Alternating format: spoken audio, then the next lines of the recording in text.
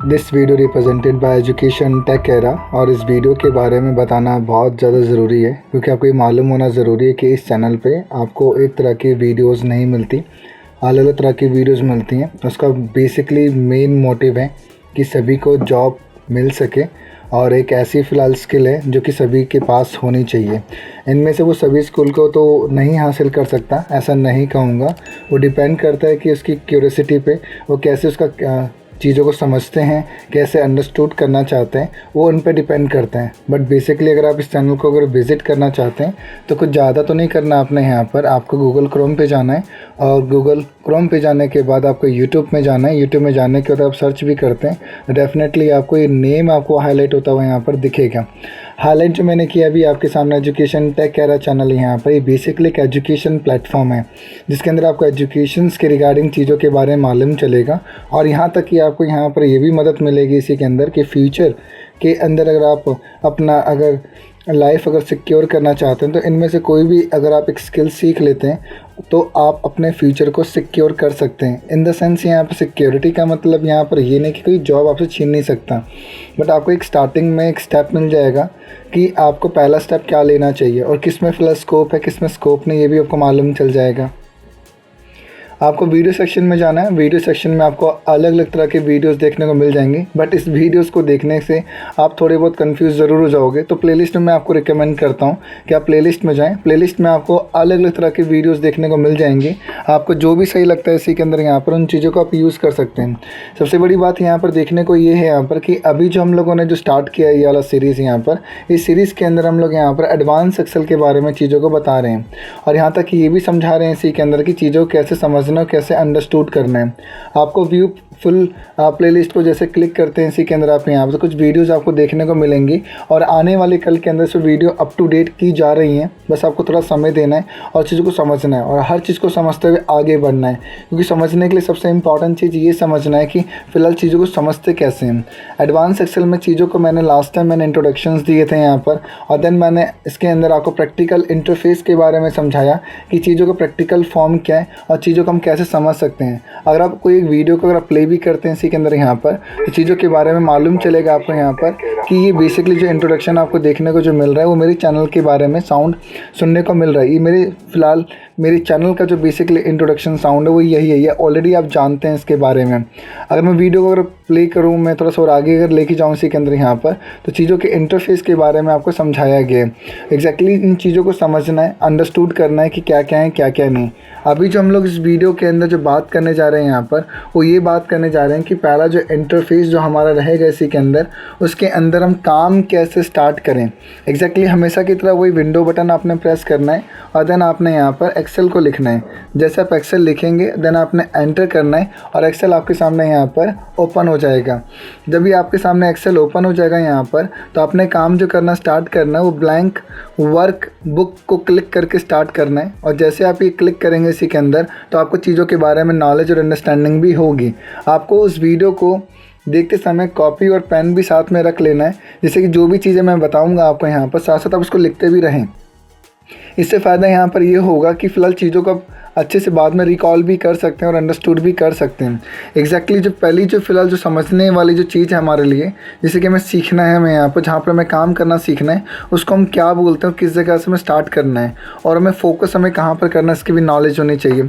Exactly ये जो आप जिस जगह पर आप वाइट जो एरिया आप देख रहे हैं ये हमारा क्या है और हमें इसमें क्यों काम है। ये बेसिकली हमारा सीट एरिया है, इसे हम लोग वर्कशीट बोल सकते हैं और पूरे को हम लोग यहाँ वर्क बुक बोलते हैं। तो ये भी नॉलेज होना चाहिए। अगर मैं कंट्रोल को होल्ड करूँ एंड कीबोर्ड से स्क्रॉल करूँ, ये बेसिकली पहली शॉर्टकट की है जो कि आपको अच्छे से मालूम होना चाहिए जूम इन जूम आउट करने की। और आप इसे सेकंड अगर वे देखें तो आप इसे यहाँ से भी देख सकते हैं। बेसिकली स्टेटस बार होता है जो कि चीज़ों के बारे में बताता है कि आपका पेज का फॉर्मेट समझाता है इसी के अंदर। यहाँ पर अभी जो मैंने ले रखा है वो नॉर्मल मोड है, पेज लेआउट मोड पे करते ही फिलहाल चीज़ें चेंज हो जाएंगी आपकी। और देन नेक्स्ट वन अगर आप देखेंगे इसको बोलते हैं पेज ब्रेक प्रीव्यू। ये आपका अलग लुकअप में दिखेगा। तो आपने जो काम करना होता है वो नॉर्मल व्यू में करना होता है, यानी कि आपको 100% पे काम करना होता है। तो नॉलेज होना चाहिए, ऐसा कोई फिक्स नहीं, आपकी नीड है। आपको विजुअल जिस फॉर्म में होता है आप उसको वैसे ही फॉलो करें। कंट्रोल को होल्ड एंड स्क्रॉल। आप जैसे कर्सर यहाँ रखते हैं इसी के अंदर, यहाँ पर इसका एक एड्रेस बनता है, जैसे हम लोग A और 1 बोलते हैं। और पिछली फ़िलहाल वीडियो के अंदर हम लोगों ने जाना था कि जो आप रो इंडेक्स, जिसका आप देखें इसी में रो इंडेक्स किसको कहा जाता है, या अगर हम लोग देखें कि कॉलम इंडेक्स किसे कहते हैं, तो एग्जैक्टली मैं आपको क्लियर करता हूँ। जिसकी हेडिंग नंबर से स्टार्ट होती है उसको हम लोग यहाँ पर रो बोलते हैं, यानी कि वो आपका जो एक बॉक्स होता है जिसको हम लोग सेल बोलते हैं, वही अगर सेल अगर आपका हॉरिजॉन्टल में अगर सीक्वेंस में होगा तो हमारा रो कहलाएगा। अगर वही एक सेल अगर आपका वर्टिकल फॉर्म में होगा तो क्या कहलाएगा, आपका कॉलम कहलाएगा। अगर आप किसी भी सेल को अगर क्लिक भी करते हैं तो इसका एक एड्रेस बनता है, उस एड्रेस को हम लोग यहाँ पर नेम बॉक्स बोलते हैं। बेसिकली आज हम लोग तो पहले किसी बॉक्स को चूज़ करना भी सीखेंगे। मान लीजिए कि अगर कोई हम लोग सेल या कोई बॉक्स अगर हम चूज़ करते हैं इसी के अंदर, यहाँ पर उसका स्पेसिफिक एड्रेस तो बताता है, बट मैं चाहता हूँ कि मेरे नाम से शो हो, बट वो कैसे शो होगा इसकी भी नॉलेज होनी चाहिए। आप बेसिकली कुछ ज़्यादा ना करें, आपको बेसिकली बस एक सिलेक्शन करना है कुछ इस तरह का। सिलेक्शन करने के बाद जैसे अगर आप क्लिक भी करते हैं तो अगर मैं लिखूँ इसी के अंदर बॉक्स, यानी कि एक नाम मैं दे रहा हूँ इसी के अंदर, और मैं एंटर कर देता हूँ। अब एंटर करने का मतलब यहाँ पर ये हो गया कि मैं उस कमांड से बाहर आ चुका हूँ। अगर मैं इस जगह पे क्लिक भी करता हूँ और इस ड्रॉप डाउन एरो पे अगर क्लिक करके इस बॉक्स पे अगर मैं क्लिक करता हूँ तो ऑटोमेटिकली वो मेरा बॉक्स यहाँ पर सेलेक्ट करके मुझे दे देगा।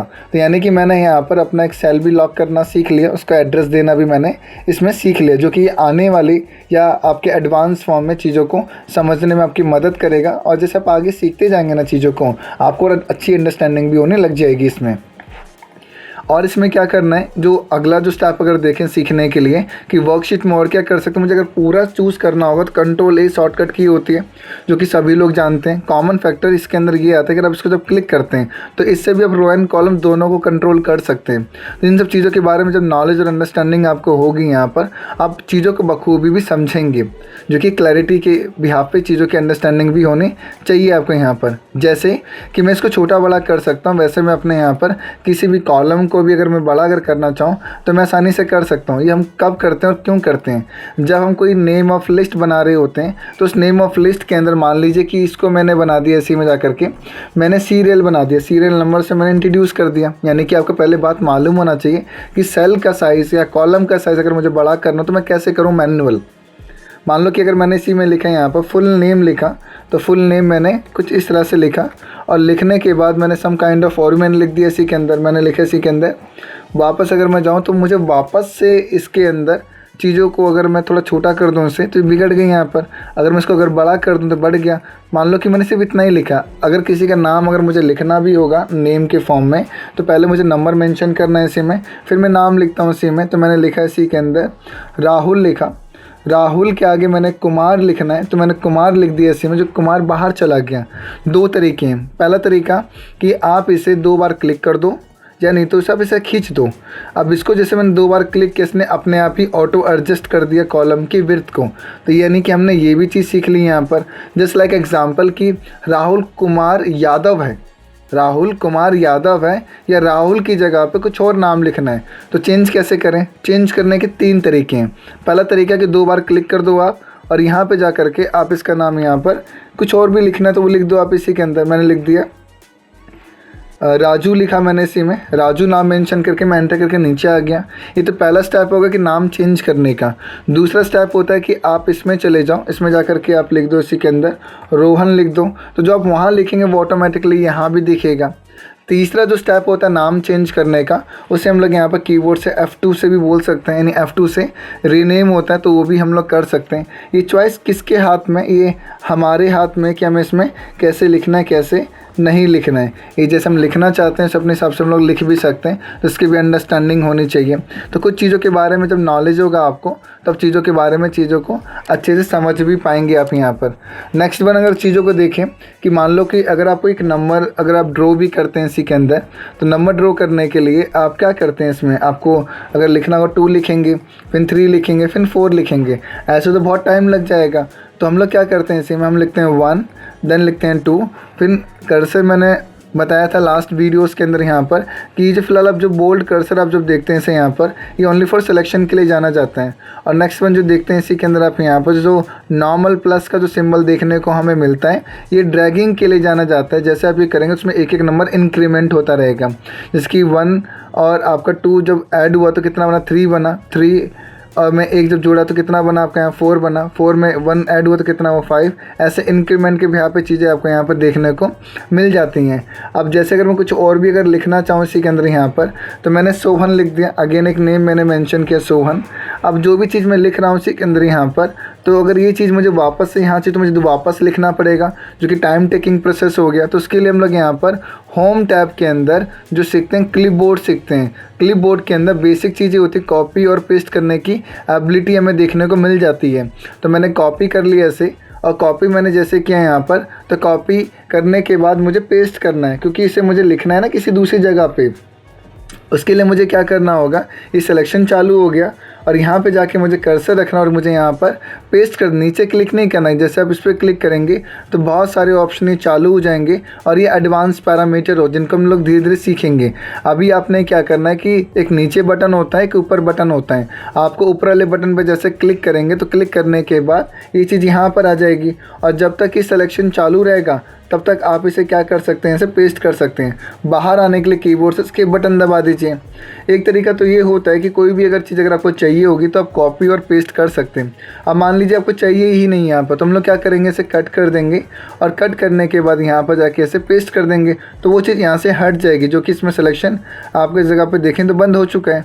अब एक तरीका तो ये हो गया कॉपी, जो हम लोग करते हैं इसी के अंदर शॉर्टकट की सी कंट्रोल सी होती है, और कंट्रोल सी से अगर मैंने कॉपी किया, यानी कि मैंने कीबोर्ड से प्रेस के कंट्रोल सी, और मुझे जहाँ भी चाहिए, मुझे यहाँ चाहिए तो मैंने कंट्रोल बी दबा दिया, जो कि ये भी टर्म अच्छा ही है करने के लिए।